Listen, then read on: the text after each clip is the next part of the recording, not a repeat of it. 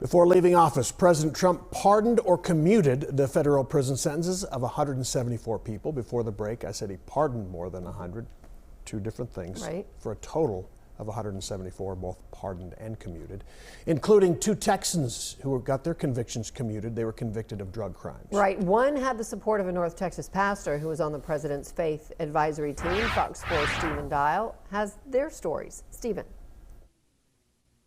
Heather, the two North Texas men are out of prison and home with their families after their sentences were commuted by former President Donald Trump.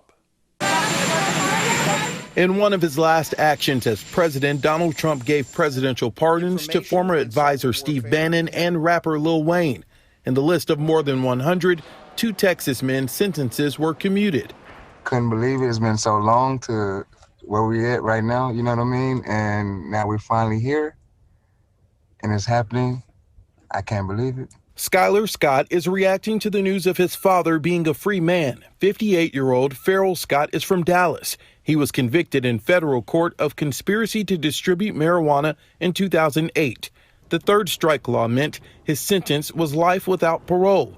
We talked to Scott's attorney, Brittany K. Barnett, as they waited for Scott's release. He woke up this morning with a life sentence without parole, and he's going to be taking his first steps as a free man in over a decade very soon. 41-year-old James Brian Cruz's federal sentence was also commuted.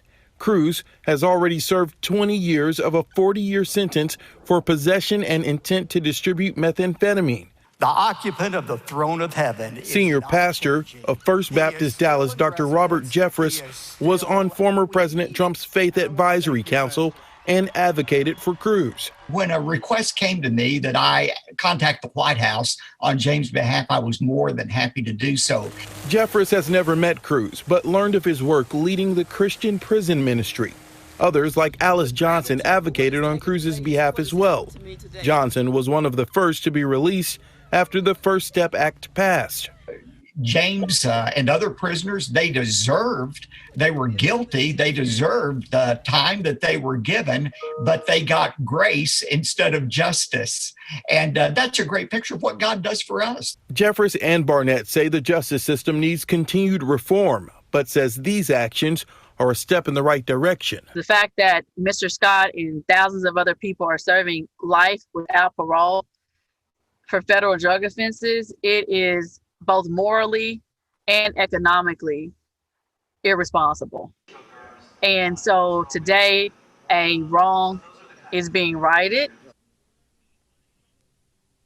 Dr. Jeffress told me that Cruz was a frequent viewer of First Baptist Dallas while in prison and opened the doors of his church, made an invitation for Cruz to come join them in person.